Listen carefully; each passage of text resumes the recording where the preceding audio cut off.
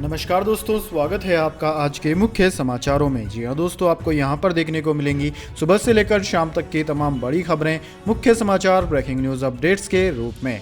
तो दोस्तों, आप सभी लोगों से रिक्वेस्ट है इस वीडियो को ज़्यादा से ज़्यादा लाइक और शेयर करें। तो चलिए दोस्तों, जान लेते हैं आज की पहली बड़ी खबर। सीबीआई रेड, साइबर क्राइम को लेकर सीबीआई का ऑपरेशन चक्र, दिल्ली, पंजाब समेत 105 जगहों पर छापे।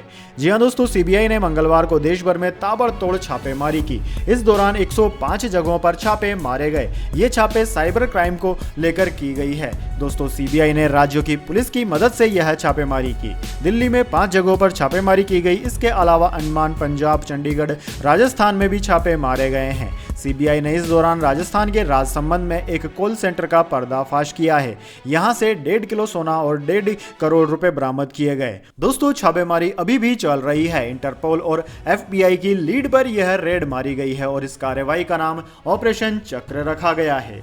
इसके बाद दोस्तों, अगली बड़ी खबर। फैजाबाद का नाम बदलकर होगा अयोध्या कैंट, रक्षा मंत्री राजनाथ सिंह ने दी मंजूरी।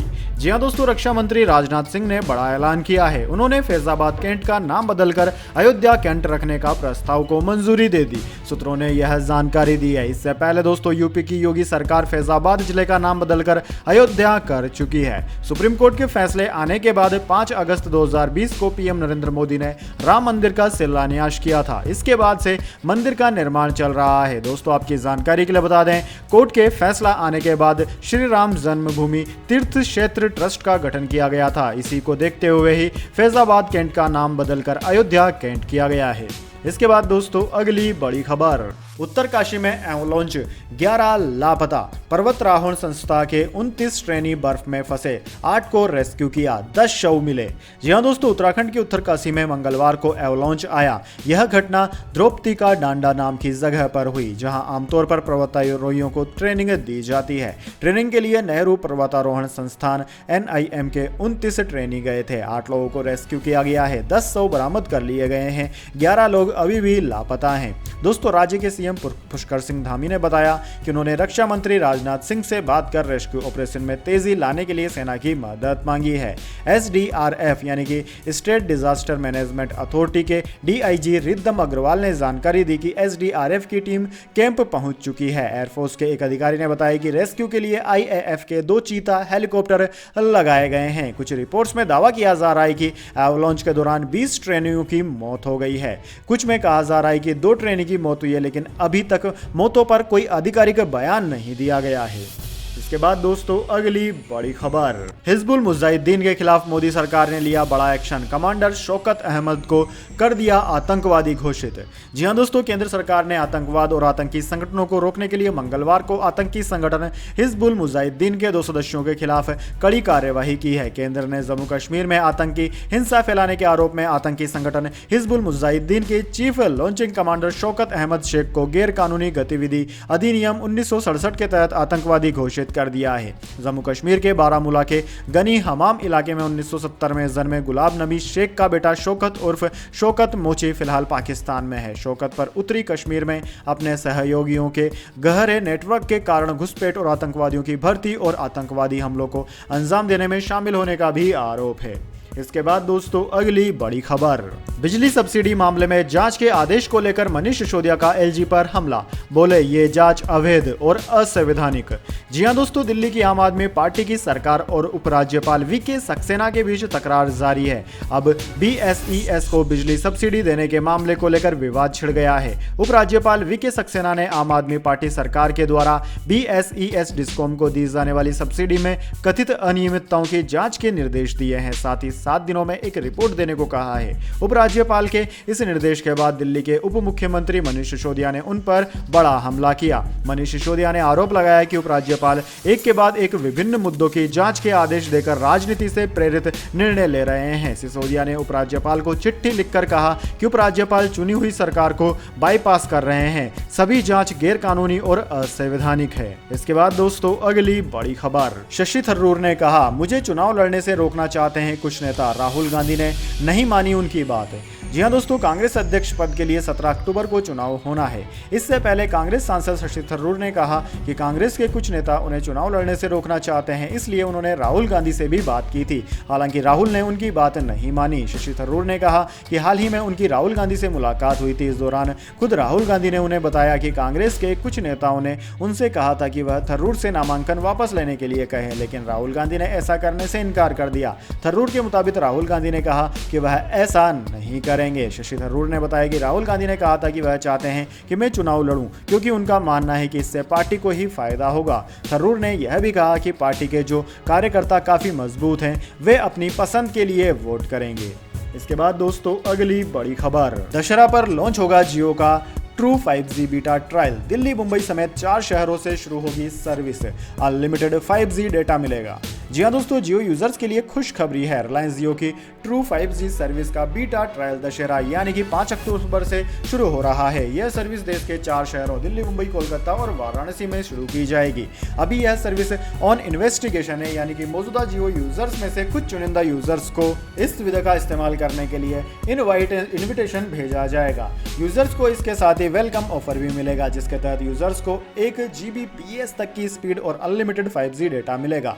इनवाइटेड यूजर्स इन जियो ट्रू 5G सर्विस का एक्सपीरियंस करेंगे और उनके अनुभवों के आधार पर ही कंपनी विस्तृत 5G सर्विस लॉन्च करेगी। इसके बाद दोस्तों अगली बड़ी खबर, सचिन पायलट दिल्ली रवाना। जयपुर में गहलोत गुट के नेताओं से की मुलाकात। जी हां दोस्तों, राजस्थान में सियासी घमासान के बीच सचिन पायलट जयपुर से दिल्ली के लिए रवाना हो गए हैं। जानकारी के मुताबिक वह अब दशहरे के बाद ही जयपुर लौटेंगे। दिल्ली रवाना होने से पहले सचिन पायलट ने जयपुर में प्रताप सिंह खाचरियावास और राजेंद्र गुड्डा समेत कई नेताओं से मुलाकात की। दरअसल दोस्तों, प्रताप सिंह खाचरियावास को अशोक गहलोत के खेमे का माना जाता है। ऐसे में पायलट की खाचरियावास से मीटिंग महत्वपूर्ण मानी जा रही है। हालांकि राजस्थान सरकार के मंत्री राजेंद्र गुड्डा ने सचिन पायलट की ओर से मोर्चा संभाल रखा है। राजेंद्र गुड्डा ने नाम लिए बिना मुख्यमंत्री अशोक गहलोत और उनके समर्थक विधायकों पर हमला बोला। राजेंद्र गुड्डा ने आरोप लगाया था कि सचिन पायलट को सभी ने महाभारत के अभिमन्यु की तरह छल से घेर लिया है। साथ ही उन्होंने सचिन पायलट की जमकर तारीफ भी की। इसके बाद दोस्तों अगली बड़ी खबर, शिवसेना के दोनों गुटों के बीच परंपरा, प्रतिष्ठा और विरासत का युद्ध है दशहरा रैली। जी हां दोस्तों, शिवसेना के दोनों गुटों के बीच विवाद थमने का नाम ही नहीं ले रहा है। दोनों के बीच जितनी लड़ाई दशहरा रैली के आयोजन स्थल को लेकर थी, उतनी ही अब इस रैली में भीड़ इकट्ठा करने की है। अपनी अपनी राजनीतिक ताकत दिखाने का कोई भी मौका वे दोनों पार्टी नहीं छोड़ना चाहते, दोनों धड़े। यही कारण है कि 5 अक्टूबर को होने वाली दशहरा की रैली में शिंदे और ठाकरे की शिवसेना ज्यादा से ज्यादा भीड़ इकट्ठा करने में लगी हुई है। शिवसेना के दोनों गुटों में उद्धव ठाकरे दादर के शिवाजी पार्क में पारंपरिक दशहरा रैली करने जा रहे हैं। वहीं महाराष्ट्र के सीएम एकनाथ शिंदे अपनी रैली बांद्रा कुर्ला कॉम्प्लेक्स के MMRDA मैदान में करेंगे। अब इन समूहों के लिए अपनी अपनी रैली में भीड़ जुटाना इसलिए भी जरूरी है क्योंकि मुंबई नगरपालिका चुनाव से पहले ये इसे शक्ति प्रदर्शन की तरह देख रहे हैं। इसके बाद दोस्तों अगली बड़ी खबर, अनिल देशमुख को बॉम्बे हाईकोर्ट से मिली जमानत। मनी लॉन्ड्रिंग मामले में हुई थी गिरफ्तारी। जी हां दोस्तों, महाराष्ट्र के पूर्व गृह मंत्री अनिल देशमुख को बॉम्बे हाईकोर्ट से जमानत मिल गई है। 1 लाख रुपए की इश्योरिटी राशि पर देशमुख को जमानत मिली। अनिल देशमुख ने कथित 100 करोड़ रुपए के घोटाले मामले में जमानत की मांग की थी। सुप्रीम कोर्ट के आदेश के बाद पिछले सप्ताह देशमुख की जमानत अर्जी पर बॉम्बे हाईकोर्ट ने सुनवाई की थी, जहां दोनों पक्षों की दलीलें सुनने के बाद मंगलवार को अदालत ने अपना फैसला सुनाया। हालांकि अनिल देशमुख को ईडी के द्वारा दर्ज मामले में जमानत दे दी गई, लेकिन उनके खिलाफ सीबीआई ने जो मामला दर्ज किया था उसके सिलसिले में वह हिरासत में रहेंगे। अनिल देशमुख को पिछले साल नवंबर में गिरफ्तार किया गया था। इसके बाद दोस्तों अगली बड़ी खबर, चुनावी स्कीम्स पर राजनीतिक दलों को इलेक्शन कमीशन की चिट्ठी। जनता को बताए कि जो वादे किए हैं उन्हें पूरा करने का फंड कैसे जुटाएंगे।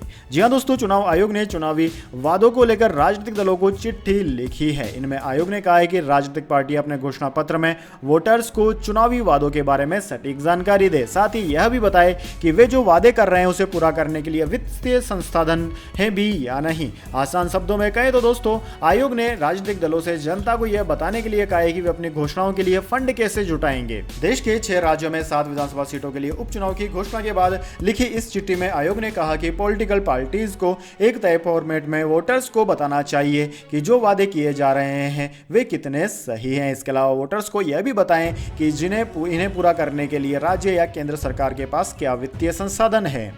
इसके बाद दोस्तों अगली बड़ी खबर, बाजार में रही शानदार खरीदारी, सेंसेक्स 1276 अंक उछला, निफ्टी 17,200 के पार क्लोज। जी हां दोस्तों, लगातार बिकवाली के बाद शेयर मार्केट में अच्छी खरीदारी देखने को मिली है। मंगलवार के कारोबार के बाद सेंसेक्स और निफ्टी दोनों इंडेक्स बढ़त के साथ बंद हुए। सेंसेक्स 1200 अंक से ज्यादा उछल गया है। दोस्तों आज private banking stock IndusInd bank के शेयर में 5% से ज्यादा की बढ़त रही। आज सेंसेक्स 1276.66 अंक यानी कि 2.25% की बढ़त के साथ 58,065 के स्तर के लेवल पर बंद हुआ। इसके अलावा निफ्टी इंडेक्स 386.95 अंक यानी कि 2.29% की तेजी के साथ 17,274.30 के लेवल पर क्लोज हुआ। दोस्तों सेंसेक्स के टॉप 30 शेयर्स की लिस्ट में आज सिर्फ 2 कंपनियों के शेयर्स में गिरावट रही। डॉक्टर रेड्डी और पावर ग्रिड के स्टॉक लाल निशान में क्लोज हुए।